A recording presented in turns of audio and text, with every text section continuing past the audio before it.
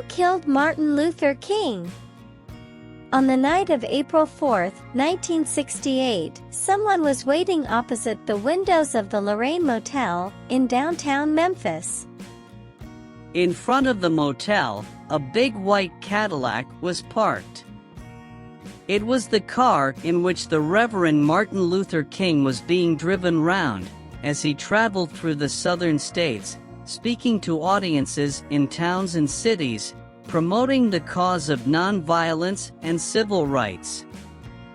When King stepped out onto the balcony to take a breath of fresh air after eating his dinner, a shot rang out. The civil rights leader and Nobel Prize winner, the man who preached nonviolence, fell to the ground, fatally wounded. Within minutes, he was dead. The news spread like wildfire round the USA. The man who had done more, perhaps, than any other to further the rights of black people in the United States of America, had been assassinated, it seemed, by a lone sniper, a white extremist. Weeks later, a man by the name of James Earl Ray was arrested and sentenced to 99 years in prison for the assassination. But is that really what happened?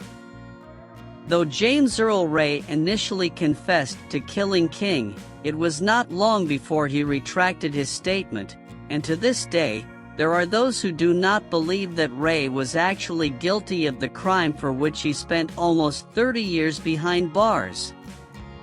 Indeed, even Dexter King, Martin Luther King's son, believed that Ray was not his father's assassin. But if Ray did not do the deed, who did? And why? Was it just a pure racist crime? Or was this a political assassination ordered by some faceless figures in some secret service?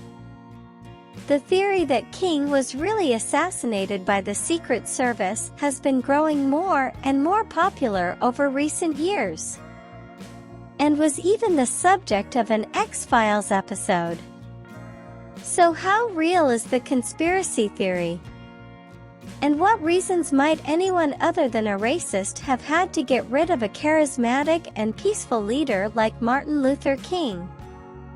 We have to take ourselves back to 1968. Since 1955, King had been at the front of the civil rights movement in the USA. He had given great support to the year-long bus boycott in Montgomery, Alabama, which eventually led to the desegregation of public transportation. He had used his skills as a passionate orator to inspire black people to stand up for their rights in housing, education, and other civil rights, and he had gained the backing of a growing number of whites. He was in the front line of the anti-segregation demonstrations in Birmingham, Alabama, in 1963, which probably did more than any other protest to further the cause of civil rights. During his brief presidency from 1960 to 1963, Kennedy paved the way for a Civil Rights Act, which would officially ban race-based segregation throughout the USA. Though Kennedy was gunned down before he had time to put the act through Congress, Lyndon Johnson completed the job, and by the end of 1964, the Civil Rights Act was law, and Martin Luther King had won the Nobel Prize for Peace. Racism, however, had not disappeared. More laws, including the 1968 Civil Rights Act, were needed to fully eradicate all forms of official racism. But even then, laws could not change the deep-seated bigotry of many Southern whites. The more civil rights laws were passed, the more some racist groups felt threatened. 1968 was a crisis year in many countries. The civil rights movement in the USA had more or less merged with the anti-Vietnam War movement. Black leaders like King were being joined by the pacifist gurus of a new generation of educated young white Americans, Bob Dylan and Joan Baez. At the same time, in the black ghettos of the Rust Belt cities, a new and more aggressive movement had emerged, Black Power. In the opinion of some observers, America was slowly sliding towards civil unrest on a large scale. Though King, with his nonviolence, was no supporter of civil conflict, he was the #1 figurehead of Black America. Hence the conspiracy theory. According to the theory, King was assassinated by the government to prevent the USA from severe civil conflict. A week before King was assassinated, a peaceful march in Memphis had been provoked into violence by a gang called the Invaders. Nobody knows who was behind the Invaders. But someone was. James Earl Ray admitted that he was involved in the assassination of King, but claimed that he was part of a plot, the dumb guy who was used by others who tricked him into it. He claimed that the gun that killed King was actually fired by a man called Raoul. But who Raoul was, no one knows.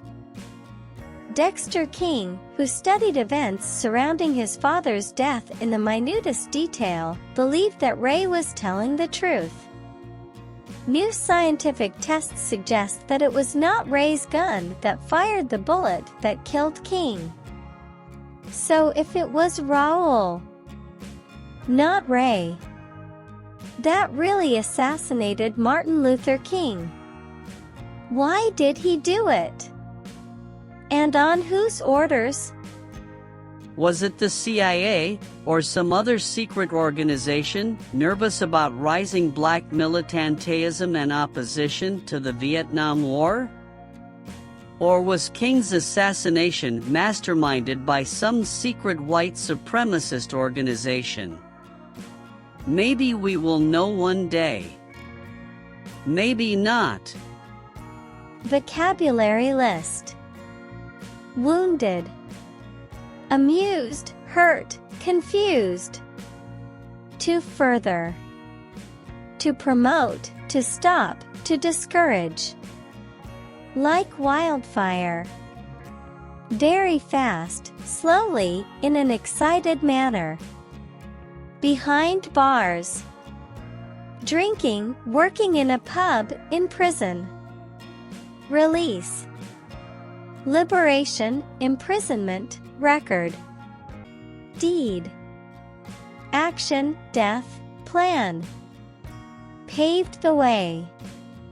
Seriously opposed, prepared, did nothing about. Hence. Next, this explains, here. My dear friends, if you are satisfied with this tutorial, please help me to develop this channel, so please press the like or dislike button. It is highly important to me. Thank you. Thank you very much for your support.